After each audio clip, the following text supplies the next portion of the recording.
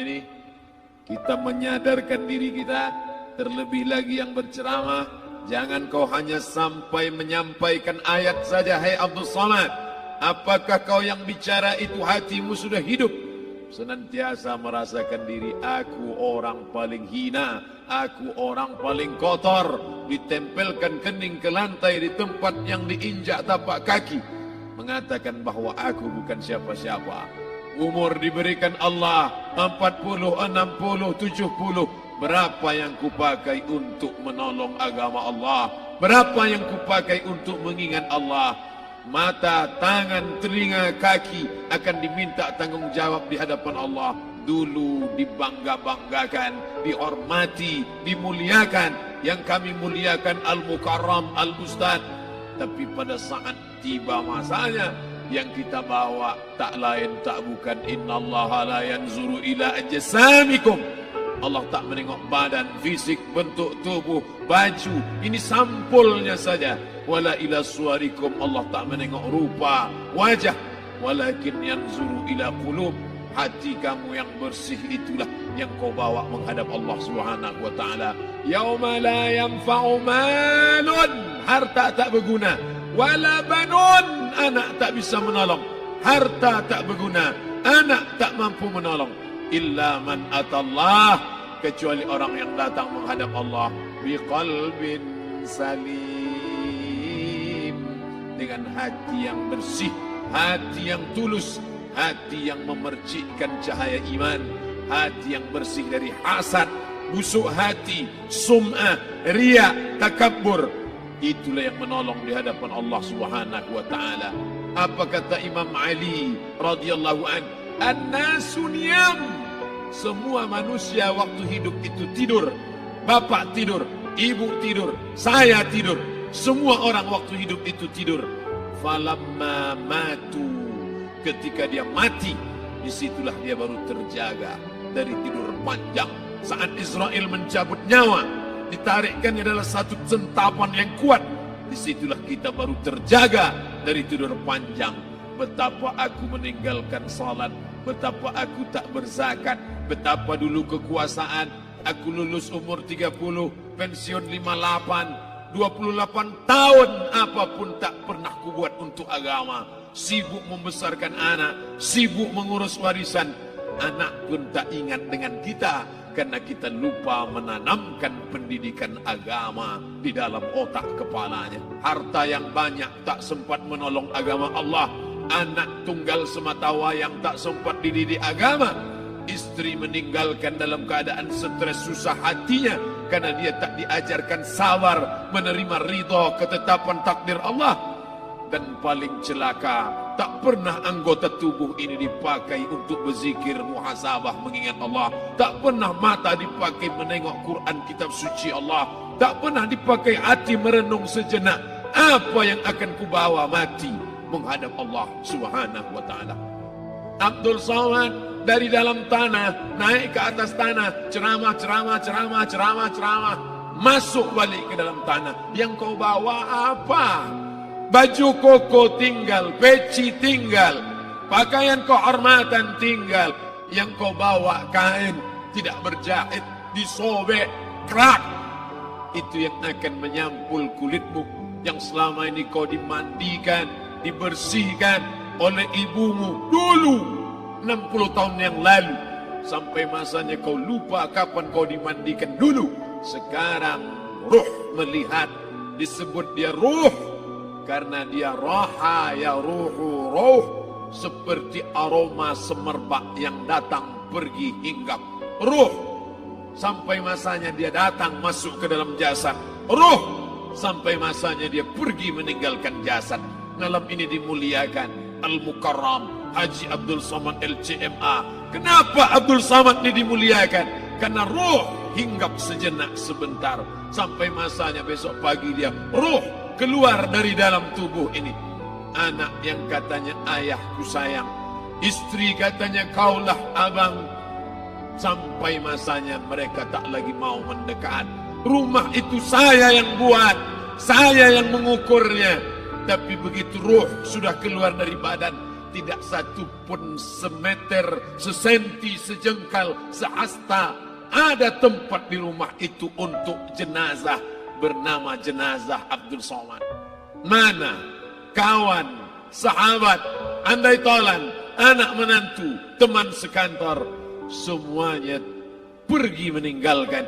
Yang tetap dibawa, kalau pernah kaki melangkah salat berjamaah di masjid, kalau pernah tangan mengusap kepala anak yatim, kalau pernah tangan mengucap subhanallah. Nanti di akhir tausiah kita akan berzikir, munajat, muhasabah diri, berdoa, mengenang apa yang akan kita bawa menghadap Allah Subhanahu wa taala. Datang malaikat membawa kain kafan dari cahaya, akan menyambut ruh yang mulia. Hadis riwayat Ahmad bin Ambal dalam kitab Al-Musnad, turun malaikat berlomba-lomba membawa kain putih dari cahaya, menunggu ruh akan keluar. Ruh menetes seperti embun di ujung daun. Daun tidak bergoyang, ranting tidak patah. Ruh menetes pelan, turun ke dalam kain kafan, dibawa malaikat ke pintu langit. Tak sabar mereka menyambut. Inikah dia yang selama ini berjamaah? Berapa banyak yang masyhur terkenal di bumi, malaikat tak mengenal dia. Ini roh siapa? Tapi ini bukan LCMA, dia bukan ustaz, dia bukan ulama, tapi imannya dalam, kekuasaan dipakai menolong agama Allah. Ruhnya keluar di bawah, semua malaikat mengucapkan salam. Inilah orang yang selama ini kami tunggu-tunggu, catatannya sudah lama. Setiap pagi petang, malaikat subuh membawa catatan namanya, malaikat malam membawa catatan namanya. Kami merindukannya. Begitu orang-orang yang masyhur di langit, tapi tak dikenal makhluk bumi. Tapi ada sebaliknya, yang rohnya disentapkan, ditarik malaikat dengan begitu tarikan yang sangat kuat. Nabi bertanya saat Isra Mi'raj kepada mereka yang sudah mati ribuan tahun yang lalu, apa yang kalian rasakan? Yang satu mengatakan seperti tebasan pedang di tempat yang sama beratus kali. Yang satu mengatakan seperti kambing yang dikuliti hidup-hidup. Yang satu mengatakan seperti mata kail pancing ditarik dari kulit yang basah. Maka kita berdoa setiap selesai salat, Allahumma hawwin alaina, ringankan kami ya Allah, fi sakaratil maut, di saat sakaratul maut yang amat sangat menyakitkan itu, di saat malam pertama di tempat yang gelap, di tempat yang tak pernah diimpikan oleh orang, tapi kita tetap melewati dan merasakannya. Perlahan-lahan cacing tanah, ular-ulat kalajengking akan menggerogoti kulit yang selama ini dimandikan, selama ini dipakaikan sampo yang mahal, selama ini dioleskan pelembab yang lembut. Tapi ternyata sebelum roh keluar jasad, setelah keluar, dia hanya akan menjadi santapan cacing tanah, hancur berkeping hari demi hari. Yang pertama kali membusuk adalah mata, karena dia berisi cairan. Cairan ini mengering, busuk dan berlubang. Lalu kemudian usus sebulan di dalam tanah, mulai dia menggelembung masuk angin dan dia meletus pecah. Cacing-cacing tanah mulai datang menggerogoti, memakan. Habis, siap tak siap, suka tak suka, kau akan didatangkan. Apa yang akan ditanya oleh Allah? Perbuatanmu, amalmu. Faman ya'mal mithqala dzarratin khairan yarah. Sebesar biji sawi, sebesar ujung rambut, kau aniaya orang, kau makan titik puluh keringatnya. U'tul ajira ajrahu, berikan upah pekerjamu, gaji tukang panenmu, gaji tukang cuci setrikamu. Kau makan, kau tahan 3 bulan. Dia tak menuntut, dia senyum, dia hanya mampu mengadu kepada Allah. Tapi titik peluhnya yang keringatnya, air matanya akan kau balas di hadapan Allah Subhanahu wa taala. Di saat itu tak ada siapa bisa menolong. Hari ini uangmu banyak, kau bayar pengacara handal 1 jam 100 juta, bebas tanpa syarat. Tapi di hadapan Allah semua akan bersaksi. Al-yawma nakhtimu ala, lidah yang selama ini pandai bicara dikunci, ditutup Allah Ta'ala yang akan bicara. Wa tukallimuna aydihim wa tashhadu arjuluhum, kaki akan bersaksi, tangan akan bicara. Bima kanu yaksibun, yang pernah dilakukan di masa yang lalu. Mata melihat seolah-olah nyata perbuatan itu pernah dilakukan dulu. Kita lupa, kita tak ingat. Tapi catatan malaikat terlalu terang benderang. Wa in kullun lamma jami'ul ladaina muhdarun. Catatan dibaca sampai-sampai orang itu tak percaya.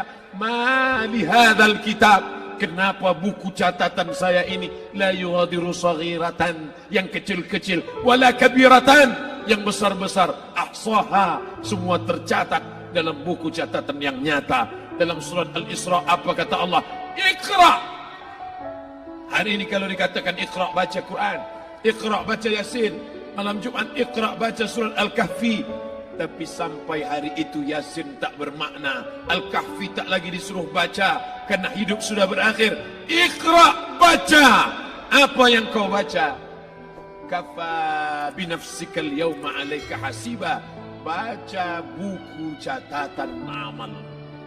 Sampulnya dosa, isinya dosa. Catatan kakinya dosa, sampul penutupnya dosa, bibliografinya dosa. Sampai ia pun tidak percaya, kenapa aku hidup hanya dosa saja.